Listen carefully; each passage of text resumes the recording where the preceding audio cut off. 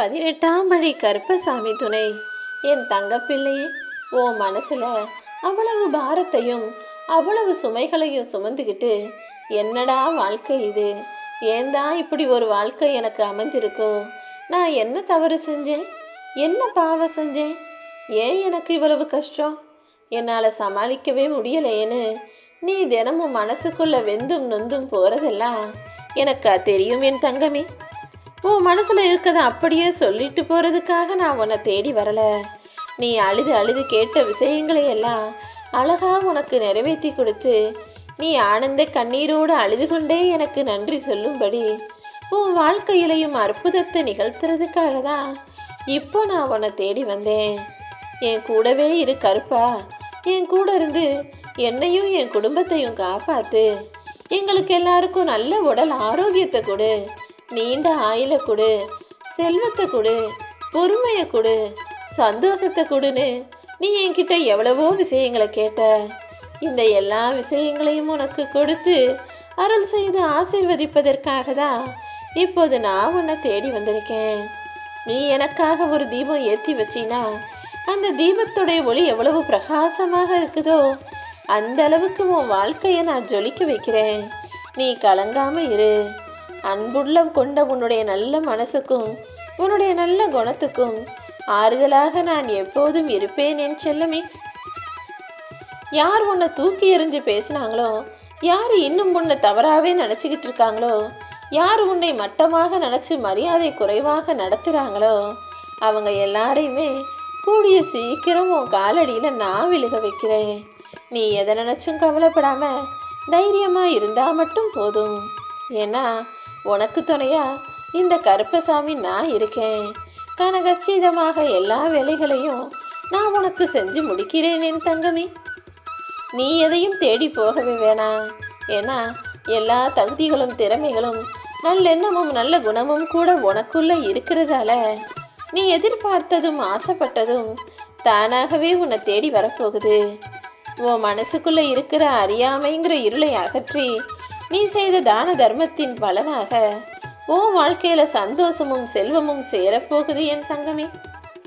நீ இனிமே யாரையும் திட்டவோ குறை சொல்லவோ யார் மனதும் வருத்தப்படும்படி பேசவோ வேணாம். ஏன்னா நீ தினமும் பார்க்குற மனிதர்களில் நல்லவர்களும் இருக்காங்க, மோசமானவர்களும் இருக்காங்க, மிக மிக மோசமான மனிதர்களும் இருக்காங்க.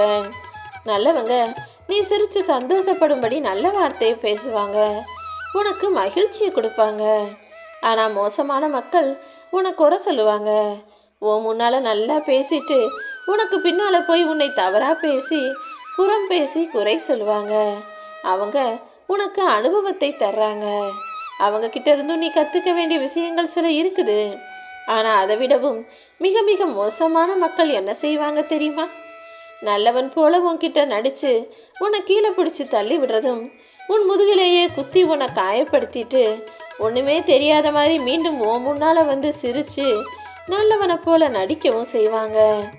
அப்படிப்பட்ட மக்களிடமிருந்தும் நீ பாடத்தை கற்றுக்கிட்டு இந்த மாதிரி நம்ம இருக்கவே கூடாதுன்ற எண்ணத்தோட முடிவோட அவர்களை பற்றி யோசிக்கிறதையும் அவர்களை பற்றி பார்ப்பதையும் கூட நிறுத்திவிடு என் செல்லமே. சிறந்த மக்கள், நல்ல மக்கள் உனக்கு நல்ல இனிமையான விஷயங்களையும் செய்கிறார்கள் அல்லவா? நல்ல இனிமையான நினைவுகளையும் கொடுக்குறாங்க தானே? அப்படிப்பட்ட நல்ல விஷயங்களை மட்டும் நினச்சிக்கிட்டு நல்ல நிகழ்வுகளை மட்டும் யோசிச்சுக்கிட்டு அடுத்தடுத்து வாழ்க்கையில் என்ன செய்யணுமோ செஞ்சுக்கிட்டு போய்கிட்டே இரு. சில மனிதர்கள் பார்க்கும்போது ரொம்ப அழகாக ஆடம்பரமாக விமரிசையாக எல்லா விஷயங்களையும் செய்வாங்க, சுத்தமாக உடை உடுத்துவார்கள், அழகாய் பேசுவார்கள். ஆனால் இப்படி அவர்களைப் போல பகட்டாக உனக்கு இருக்க தெரியாது. எளிமையாக எப்போதும் இருக்கிறனே, அன்பா பாசமா மனசுல பட்டதையெல்லாம் பேசுற, மனதில் அழுக்கில்லாமல் வாழும் உன்னுடைய வாழ்க்கை தான் உண்மையான வாழ்க்கை என்பது எனக்கு புரியும் என் செல்லமே. மனசுல 1000 அழுக்க வச்சுக்கிட்டு வெளியே அழகா பேசி என்ன பிரயோஜனம்? எல்லாத்தையும் பார்த்துக்கிட்டு இருக்க எனக்கு தெரியும் யார் மனசுல எவ்வளவு கலங்கம் இருக்கு, எவ்வளவு கவலைகள் இருக்குன்னு. கலங்கத்தை வச்சுக்கிட்டு சுத்துற மனிதர்கள் எல்லாம் நல்லா இருக்காங்க. ஆனா கவலைகளோடு இருக்கிற உன் வாழ்க்கை இன்னும் சரியாகலையேன்னு நீ கவலைப்படுற. அமைதியோடு இரு, பொறுமையோடு இரு. இன்பம் வந்தாலும் சரி, துன்பம் வந்தாலும் சரி, அமைதியை மட்டும் இழந்திடாதே என் செல்லமே. அமைதி ஒன்றுதான் உனக்கான ஆயுதமாக இருக்கு. யார் உன்னை கைவிட்டாலும் நீ செஞ்ச தானமும் தர்மமும் ஒருபோதும் உன்னை கைவிடாது. யாராவது இல்லாதவங்களையோ எளியவர்களையோ ஏழையவோ பார்த்தா உன்னால் முடிஞ்ச அளவுக்கு அவங்களுக்கு உதவி செய். நன்மையை செஞ்சினா உன் வாழ்க்கை நல்லதாக மாறும் அல்லவா?